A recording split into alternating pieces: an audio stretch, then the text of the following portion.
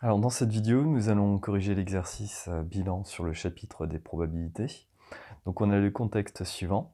Une enquête a été réalisée auprès des élèves d'un lycée afin de connaître leur point de vue sur la durée de la pause du midi ainsi que sur les rythmes scolaires. L'enquête révèle que 55% des élèves sont favorables à une pause plus longue le midi. Et parmi ceux qui souhaitent une pause plus longue, donc parmi ces gens-là, 95% sont pour une répartition des cours plus étalée sur l'année scolaire. Donc parmi ceux qui ne veulent pas de pause plus longue le midi, seulement un dixième sont pour une répartition des cours plus étalée sur l'année scolaire. Donc on choisit un élève au hasard dans le lycée et on considère les événements suivants. Donc l'événement L, l'élève choisi est favorable à une pause plus longue le midi. Et l'événement C, l'élève choisi souhaite une répartition des cours plus étalée sur l'année scolaire. Donc à la première question, on souhaite compléter l'arbre ci-dessous grâce aux données de l'énoncé. Alors on va utiliser les informations qu'on a soulignées. Donc tout d'abord dans l'arbre, qu'est-ce qu'on veut distinguer? On veut distinguer donc les élèves qui sont favorables à une pause plus longue le midi et ceux qui ne le sont pas. Alors on cherche dans l'énoncé la probabilité d'avoir un élève favorable à une pause plus longue le midi. Et bien la première information qu'on a soulignée dans l'énoncé nous dit que 55% des élèves justement sont favorables à une pause plus longue le midi. Donc ici on a une probabilité de 0,55 ou 55%. Donc ceux qui ne sont pas favorables à une pause plus longue le midi, il y en a 45%. Donc une probabilité de 0,45 ici. Maintenant, on nous dit également dans l'énoncé que parmi ceux qui souhaitent une pause plus longue le midi, donc parmi ceux-là, 95% sont pour une répartition des cours plus étalés sur l'année scolaire. Donc ça, c'est l'événement C.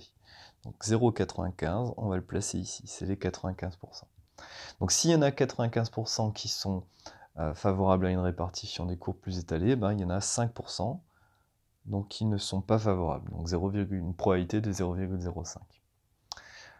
Maintenant, une autre information qu'on nous donne dans l'énoncé, c'est que parmi ceux qui ne veulent pas de pause plus longue le midi, donc parmi ceux-là, seulement un dixième sont pour une répartition des cours plus étalés sur l'année scolaire. Donc un dixième, c'est 0,1 qu'on va placer ici.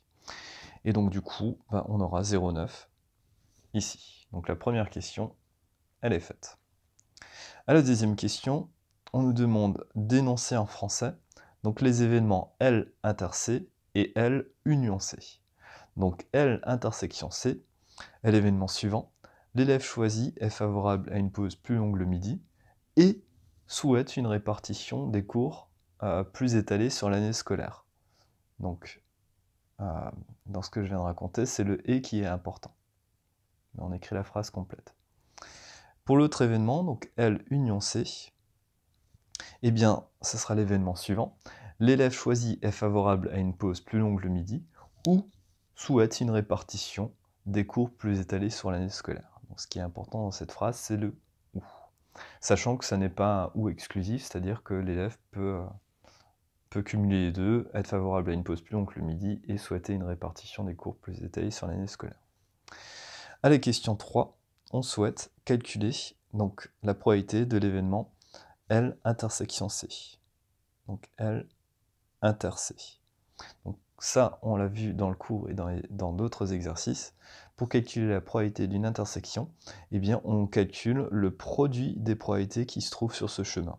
Donc L inter C, c'est l'événement qui suit L et qui cumule C.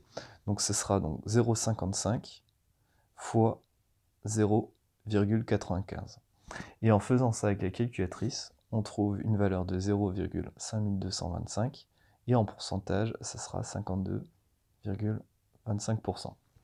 Donc ce résultat signifie que 52,25% des élèves sont favorables à une pause plus longue le midi et souhaitent une répartition des cours plus étalée sur l'année scolaire. Pour les questions 4 et 5, on va admettre le résultat suivant. On va admettre que P de C est égal à 0,5675. Donc autrement dit, ça veut dire que la probabilité qu'un élève soit favorable à une répartition des cours plus étalés sur l'année scolaire vaut 0,5675.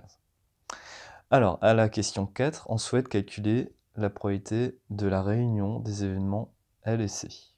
Donc pour ça, on va utiliser une formule qui est donnée dans le cours, qui donne la probabilité d'une réunion, qui dit que P de L union C, c'est P de L plus P de C, moins la probabilité de l'intersection, moins P de L inter C. Et maintenant, on remplace. Alors P de L, on le lit sur l'arbre, c'est 0,55. P de C, c'est la valeur qu'on vient de donner, qui est donnée dans l'énoncé, qui est admise, donc c'est 0,5675. Et P de L inter C, c'est ce qu'on a calculé à la question 3, donc c'est 0,5225. Voilà. Et en faisant ce calcul à la calculatrice, on trouve 0,595, c'est-à-dire donc une valeur de 59,5%. Donc ce résultat signifie qu'il y a 59,5% des élèves qui sont favorables à une pause plus longue le midi ou qui souhaitent une répartition des cours plus étalée sur l'année scolaire. À la question 5, on souhaite calculer la probabilité que l'élève ne soit pas favorable à une pause plus longue et ne soit pas favorable à une répartition des cours plus étalée sur l'année scolaire. Donc là, qu'est-ce qu'il faut calculer? Eh bien, il y a un « et » dans la phrase, donc on sait que ce sera une intersection. Donc ce sera la probabilité de l'intersection de quels événements? Eh bien, ne pas être favorable à une pause plus longue le midi, eh bien c'est le contraire de l'événement L. Donc autrement dit, ce sera L bar intersecté avec l'événement ne pas être favorable à une répartition des cours plus étalée sur l'année scolaire. Donc autrement dit, le contraire de l'événement C, donc qui se note C bar. Et là, on a ramené à quelque chose du même type qu'à la question 3. Donc pour calculer une intersection, eh bien, ça se lit sur l'arbre. Donc une intersection, c'est le produit des probabilités qu'on trouve sur ce chemin-là. Donc ce sera le produit de 0,45 avec 0,9. Voilà. Et en faisant ça avec la calculatrice, on trouve 0,405, soit 40,5%. Donc ce résultat signifie qu'il y a 40,5% des élèves qui ne sont pas favorables à une pause plus longue et ne sont pas favorables à une répartition des cours plus étalée sur l'année scolaire. À la question 6, on va démontrer le résultat qu'on avait admis précédemment, à savoir que la probabilité de l'événement C vaut 0,5675. Alors, donc pour ça, on va essayer de comprendre ce qu'on nous demande de calculer. Donc on souhaite calculer P de C, donc on souhaite calculer la probabilité qu'un élève choisi souhaite une répartition des cours plus étalée sur l'année scolaire. Alors, il y a deux possibilités. Soit cet élève, il est déjà favorable à une pause plus longue le midi, et il est aussi favorable à une répartition des cours plus étalés sur l'année scolaire, ou alors cet élève, il n'est pas favorable à une pause plus longue le midi, et il souhaite une répartition des cours plus étalés sur l'année scolaire. Donc autrement dit, on a deux possibilités. On a celle-ci, ou on a donc celle-ci. Donc vu qu'on a deux possibilités, on va faire la somme de ces deux possibilités. Donc autrement dit, on va faire la somme de P de L inter C avec L bar inter C. Alors la première probabilité, on l'a déjà calculée, on avait trouvé à la question 3, on avait trouvé 0,5225. La deuxième, on ne l'avait pas calculée, mais on va le faire. Donc L bar inter C, on multiplie les deux probabilités qu'on a sur ce chemin ici. Donc on aura 0,45 fois 0,1. Et en faisant ça à la calculatrice et en faisant la somme, on trouvera 0,5675. Donc le résultat qu'on avait admis tout à l'heure après la question 3.